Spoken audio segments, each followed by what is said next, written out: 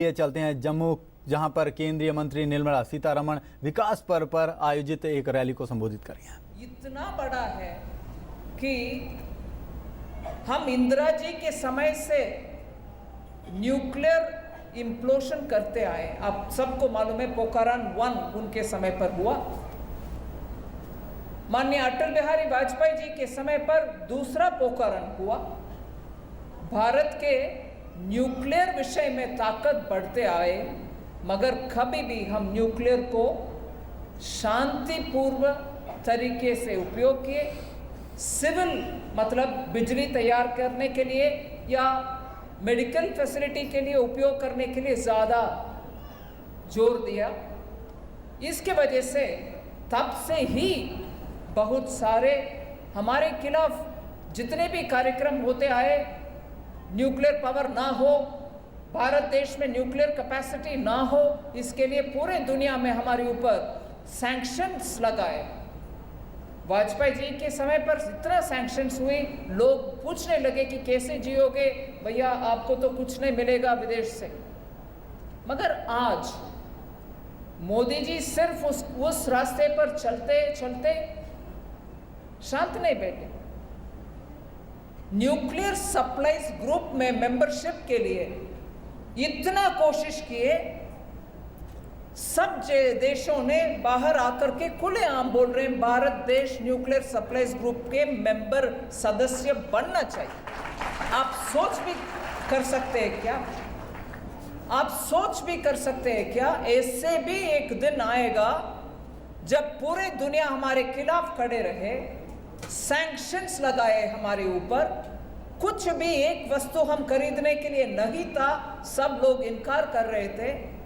मगर आज मोदी जी के नेतृत्व में ज़माना इतना बदल गया कि हमें न्यूक्लियर सप्लाईज ग्रुप के उस सदस्य मिलने के लिए पूर्व तैयारी हो गए हैं। सिर्फ चाइना के वजह से कुछ विषयों उठाने के चाइना कोशिश कर रही है, उसको भी माननीय हमारी विदेश मंत्री सुषमा जी स्वराज उसके बारे में भी स्पष्टता हमें दिए हैं कि परवाह नहीं, उसको भी हम सुलझाएंगे, चाइना के साथ भी हम बात करेंगे। ये माहौल कैसे बदले? माहौल इसलिए बदले कि 2 साल में एक भी करप्शन का आरोप कोई भी लगा नहीं पाए। करप्शन रहित 2 साल का शासन मोदी जी ने दिलाया, और उन 2 साल में विदेश से भी इनके नेतृत्व के ऊपर भरोसा रख करके इतना FDI आ रही है इस देश के अंदर। पूरे दुनिया में डिमांड कम हो रही, कोई किसी के पास पैसा नहीं है एक्सपोर्ट इंपोर्ट व्यापार करने के लिए। दुनिया में डिमांड कम हो रही है।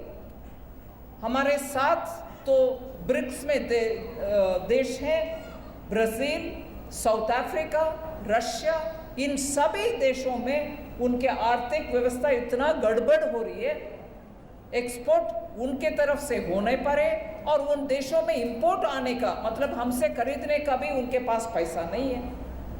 हम नया मार्केट ढूंढ रहे हैं, हमारे एक्सपोर्टर्स को मदद करें, भैया आप उधर मार्केट नहीं मिला तो इधर आइए, कहीं और आपके सामान ले चलिए।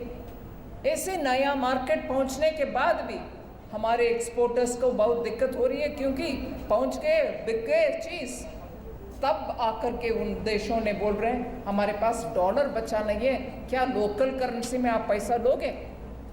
उस लोकल करेंसी से हम क्या करेंगे?